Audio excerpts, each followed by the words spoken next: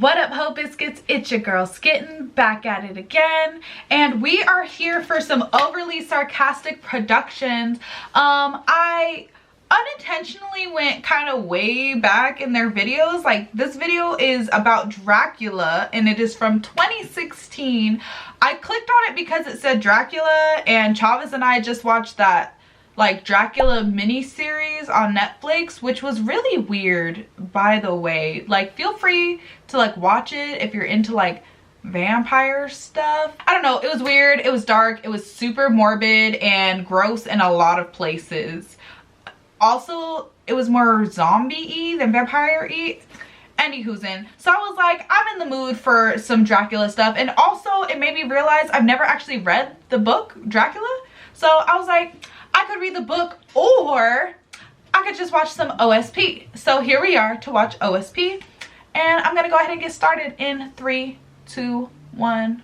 Alright, let's talk vampires. Vampires have gone through an absurd transformation in the past few centuries. There's no one cultural origin for them, and it really shows. Modern interpretations will often introduce the concept of vampire clans or wacky vampire subspecies or whatever in an attempt to reconcile the crazy menagerie of traits that have been assigned to vampires throughout history. Sometimes they're demons or fae, sometimes they're hungry ghosts, sometimes they're your garden variety reanimated corpse. Hell, the Mayans had a god that was basically a vampire, bat motif and all. You can't even rely on them to necessarily drink blood. So what, mythically speaking, makes something a vampire? Well, it's less of a rigid definition and more like a grab bag of traits that you can stick together into an appropriately intimidating creature of the night. Now, the popularity of these traits has changed over time. Back in the mid-1800s, the most popular one was unholy. Vampires were characterized as pure evil. Like a walking plague, they'd spread their curse until they were purified from the world via exorcism. This led to representations like Nosferatu, basically nothing more than a terrifying monster. But in more recent years, the unholy trait has been shunted to the background. The old crucifix trick still works mostly, but it's not their defining character trait. No, the trait that skyrocketed to the top of the popularity charts and has been the primary defining trait of vampires for decades is sexiness. Yeah. Obviously there are exceptions, but vampires have been irrevocably associated with glamour and hypnotic beauty. Sure, usually their true form is a little less than seductive, but the connection is still there. Where once they were built around the concept of the horror of their existence, today's vampires are built around how horrifically pretty they are. They're all beautiful seductresses or hunky bad boys, with nary a claw-fingered hunchback in sight. And even if modern writers can't agree on a single—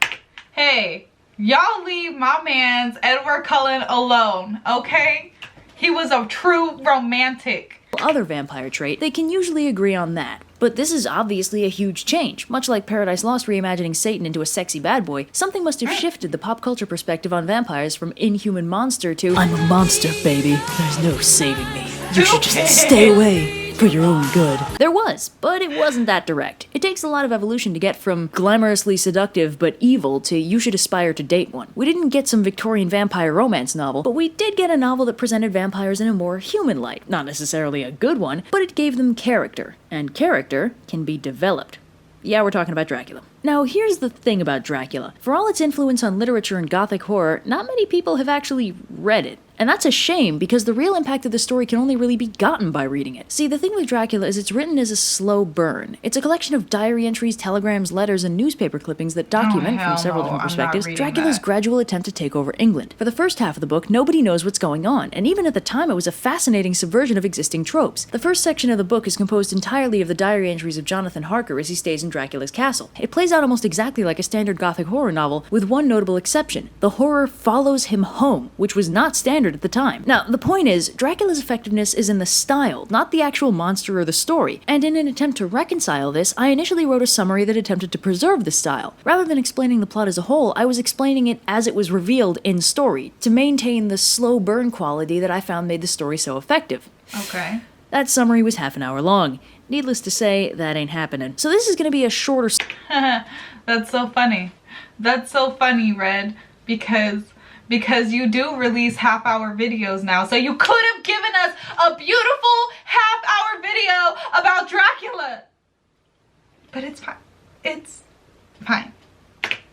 Summary that gets across the story but not the style, and I'm telling you right now, you should really read the book. It's got something that none of its knockoffs do. Legit suspense. Also, there's a lot of neat vampire lore that didn't get carried over into the resulting genre of vampire fiction. You might want to check that out. But in the meantime, here's the mini version. The story begins with the solicitor Jonathan Harker. Jonathan's been sent to Transylvania to oversee the logistics of a real estate transaction, and if this is already putting you to sleep, don't worry, it gets interesting real soon. See, Jonathan is there as a guest of the eccentric Count Dracula. and, paying no attention to the weeping peasantry who keep pressing crucifixes into his hands, Jonathan confidently rides up to Castle Dracula and finds the Count to be an ugly, pale, mustachioed old man with hairy palms and alarmingly sharp teeth. Long story short, after remaining staggeringly oblivious for quite some time, Jonathan finally sees Dracula doing some spooky stuff and puts together that he's in a gothic horror novel. This is also when he notices that all the doors are deadbolted. After a run-in with 3 sexy vampire ladies that Dracula apparently keeps in his house, Jonathan decides that he needs to get the heck out of there, and fails. Also, the vampire ladies eat a kid. Man, every day's a party, and when Dracula ships out with his boxes of earth, he leaves Jonathan to the mercy of the vampire ladies. Jonathan's final diary entry is that he's gonna make a last desperate escape attempt by scaling the castle wall. In story, we don't know what happens to him for quite some time, but given that we have his diary, we can probably make some assumptions. Anyway, the book abruptly shifts from Jonathan Harker's wacky fun times in Vampireland to a series of make some assumptions. Anyway, the book come down here so we can kill you, but in a sexy way. With bosoms. I'm fucking dead. He said, I'm too Victorian for this. I'm fucking abruptly dead, shifts from Jonathan Harker's wacky fun times in Vampireland to a series of letters between Jonathan Harker's fiancée Mina Harker and her friend Lucy Westenra. Mina is an intelligent and self-assured young woman, while Lucy is a textbook ingenue who is pure and good and has too many boyfriends. Lucy tells Mina about the spot of drama she had with her afternoon tea when 3 strapping young future protagonists proposed to her over the course of a single day. Dude number 1 is Dr. John Seward, a kind and soft-spoken young man who's got stable employment at the local insane asylum. Dude number 2 is a walking personification of the state of Texas by the name of Quincy P. Morris, which coincidentally is also when we readers learn that Mr. Bram Stoker has never spoken to an American in his life. But luckily for Lucy, dude number 3 is the very dude she's had her heart set on all along, a bland-as-bread Englishman by the name of Arthur Holmwood, and he's the one whose proposal she accepted. Thankfully, despite all the drama, Lucy has stayed good friends with both of the other suitors and is quite delighted with how the situation turned out. Wasn't this book supposed to be about vampires? Don't worry, the spooky is back when the ghost ship Demeter washes ashore one night in a terrible storm with 50 boxes of earth in the hold and a dead captain tied to the wheel with his last log entry in his pocket, describing the tall, thin man that drove his crew to madness and death. Say what you will about Dracula, but at least he always makes an entrance in style. So when like Dumbledore. Wait, no, Dumbledore leaves in style. No, Dumbledore's just got style. Do y'all remember that scene in Harry Potter where Kingsley was like, Dumbledore's got style? Blah, blah, blah, blah, blah. Okay. Anyway, no sooner has Dracula made landfall in England than Lucy falls quite ill. Now, here's a little bit of cultural context. In Victorian romance novels, female characters had a tendency to get sick all the time. Tuberculosis was the main culprit because it made your character pale and weak, with a tendency towards fainting luxuriously onto nearby furniture. So Lucy catching Victorian fainting lady disease wouldn't have raised too many eyebrows at the time. This is unfortunate because by the time her fiancé Arthur thinks to call in Dr. Seward to take a look at her, it's nearly too late, and Lucy's like 3 nights away from catching a severe case of vampiritis. Seward calls in a colleague who actually is a medical doctor so he can take a look at her, an eccentric by the name of Dr. Abraham Van Helsing. Now that is a name that commands respect, but the character himself seems more than a little, well, goofy. First off, he's Dutch, which in Stokerland means he's written with some very awkward verbal mannerisms as he fails to comprehend the intricacies of the English language. Second, he's not exactly visually intimidating. This Van Helsing appears to be little more than a goofy foreign doctor with a penchant for mangling metaphors. Appears to be. We've seen this trope before. So after an initial examination where Lucy seemed alright, not great, but not terrible, Van Helsing is called back in a panic by Seward after Lucy takes a sudden turn for the worse. This is when we see the first instance of what I like to call Van Helsing's serious face. See, whenever something blatantly vampirish happens around him and he's the only one who knows what's going on, the good doctor packs up his wacky mannerisms and equips the serious face. Let's see it in action. Wow, she's incredibly pale. It's like she's lost a lot of blood. It almost looks like her teeth have gotten longer and pointier as well.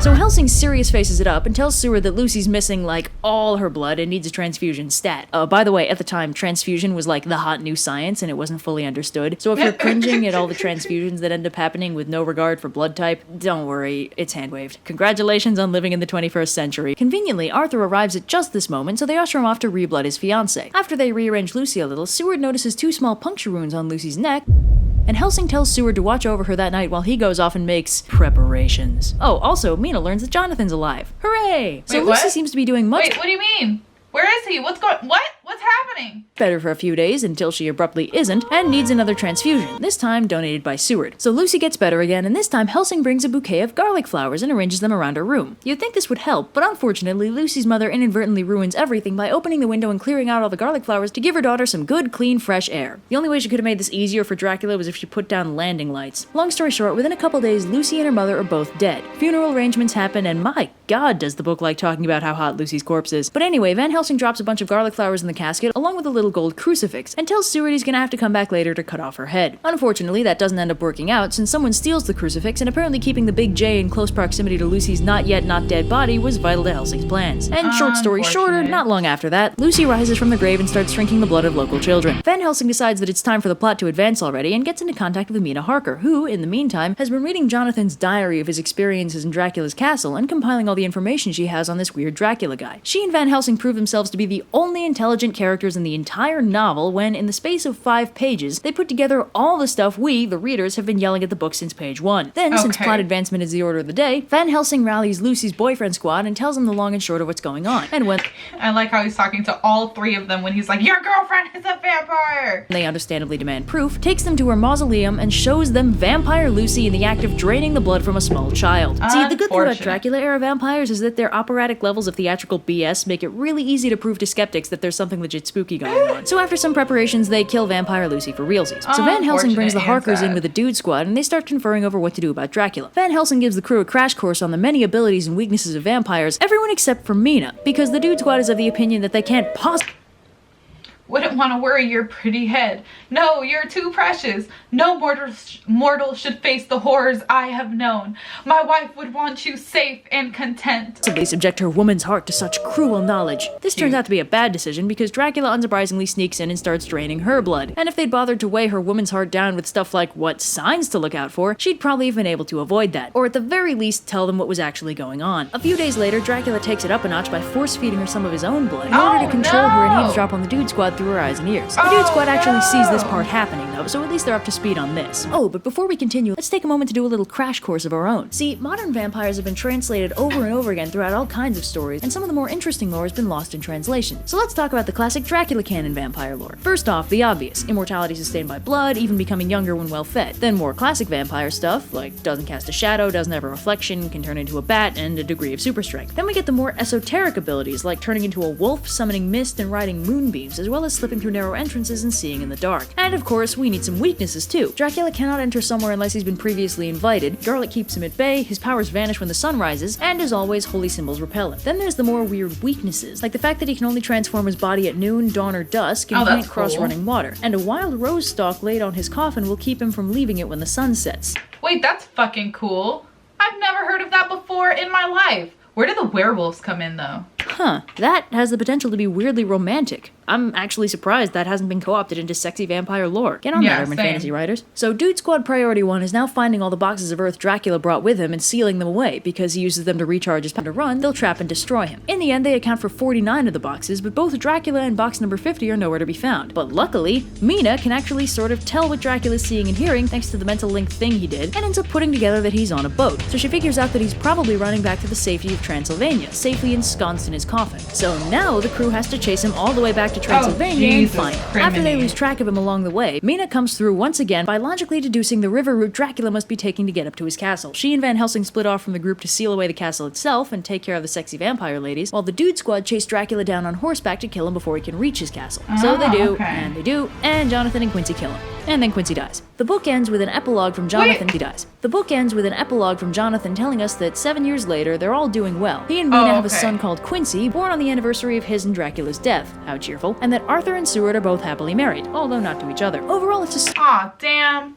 I thought story where the impact is all in the delivery, and without the slow burn and gradual horror the original story managed to capture, every character derived from it loses some of their effectiveness and has to be reimagined to make them work on their own. There's a reason why no pure film adaptation of Dracula exists. It's a story that can only really work as a book. The abruptly shifting perspectives that each reveal a little more of the story are what make the story so effective as a horror novel. You may know, Dracula on his own isn't that scary, and the plot itself isn't that scary either. Like all great horror, the fear is in the ambiance, not in the monster itself. And that's why vampires are sexy now. Thank you and good night. That night her kiss told me it was over.